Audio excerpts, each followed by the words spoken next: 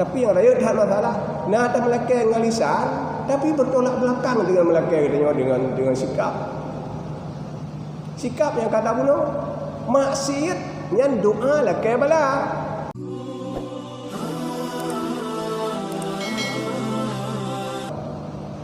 Doa na dua.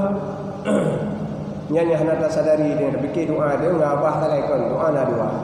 Na doa bil lisan, lagi doa bunuh Allahumma rfa'anal bala'a dan sebagainya, yang doa bil lisan. Tapi na doa apa tu?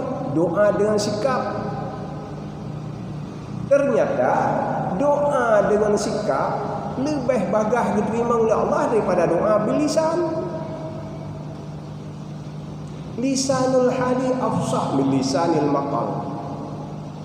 Tamu doa dengan sikap lebih yang diterima oleh Allah daripada tamu doa lisan.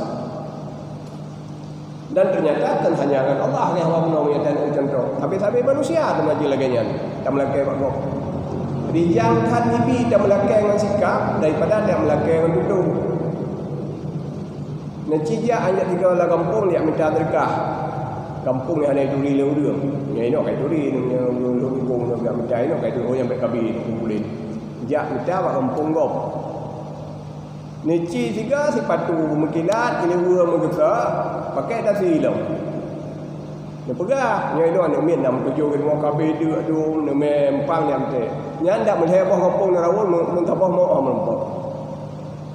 Ya baje baru leu mekilat sepatu mekilat pakai tapi pegah anak abu rumah. Latar rumah Nabi beri hujud. Yang kan doa bil lisan lah. Yang melakai dengan tutur. Ternyata hai ping tak momok. Nah, orang lain yang melakai mesti kira tutur hana. Cuma sikap tak kan.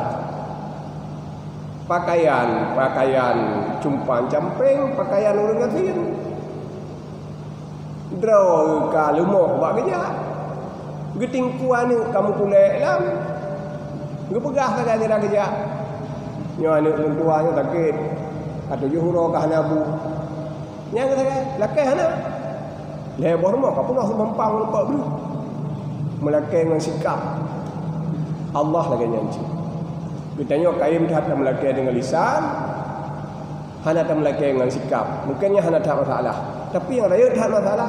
Nah tak melakai dengan lisan, tapi bertolak belakang dengan melakai dengan sikap. Sikap yang kata bunuh maksiat yang doa lakai bala. Allahumma nufa'annal bala'a yang doa pejiuh bala.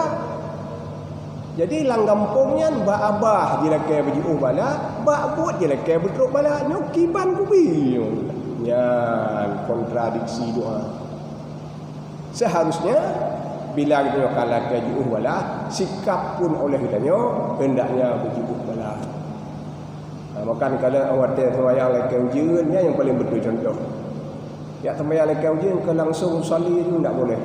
Betul proses lekai ujian. Pertama dia puasa dalam keadaan berpuasa, orang kedua orang gelap, dia taubat kepada Allah Taala, alian taubat syarah tetangga orang syik mendu. Kabeh lakukannya mandu baru terbiar ulang orang yang keput masih dalam keadaan berpuasa. Nyan proses lekai ujian. Sebenarnya nyan kan lakai ujian mendam. Nyan ban proses berdoa dan lakai Allah. Kebetulan lakai ujian hal yang sangat penting, maka mungkin pula contoh yang lengkap. Punya doa lain, tanya langsung berdoa. Lagi doa lakai ujian tu. Tobat ke Allah, tobat ke manusia, kemudian baru kamu lakai Allah. Yang kita boleh.